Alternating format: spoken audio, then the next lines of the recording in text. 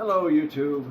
We are attempting to replace, well, the engine, and we got it bolted to the transmission. In order to do that, we had to do it without the motor mounts in.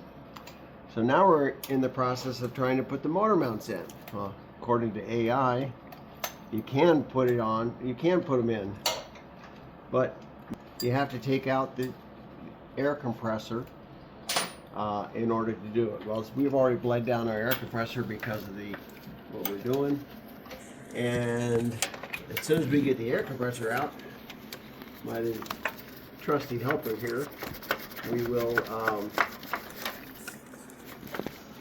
show you getting it in with the engine mount up. Passenger side motor mount. This is an aftermarket, so there's no way to take these bolts out. Factory, you could have taken these bolts out and it would have made it a little bit easier. We marked the front.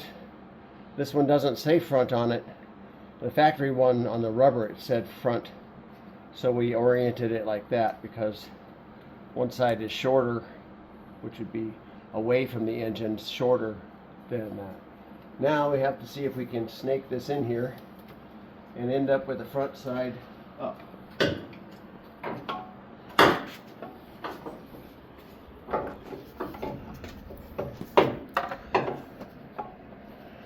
And it's real close. Not quite there yet. Let me see if I can lift the engine a little bit more. It's lifting that side. Michael? Bottle jack? Yeah, pump the bottle jack a couple times. That might give me the ½ an inch I need. We kind of, it doesn't have the passenger side or the driver's side motor mount, and we're lifting up, turning the engine a little bit on the passenger side, but it doesn't look like that's working, Michael. Are we out of throw? Yes. All right, so that's not good. All right, so with the air conditioning compressor out, motor mount marked for the front, it can squeeze in here this way.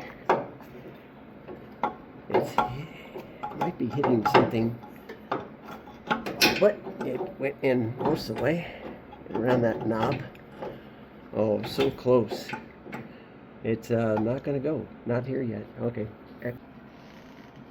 So as we're wiggling and jiggling this in, we got it in underneath. It took a few tries. Sorry I didn't get the exact corner of it. But now I got to get it turned into place and those bolts into the holes. So we're very close, but not quite there yet. Okay. So we're to the point now. It was a lot of wiggling and jiggling. We got it in. My white mark's in the front, so I know this is the front of the engine. It's in place. This motor mount is ready to drop down onto it. At this point, we're going to leave the bolts loose down below. Michael, you want to unscrew that bottle jack, which is turning up that side of the motor. Obviously, we're doing this in a garage without a lift. If we had a lift, we'd be able to do probably the same thing, but it's just would have been a lot easier. Ball jack coming down. All right.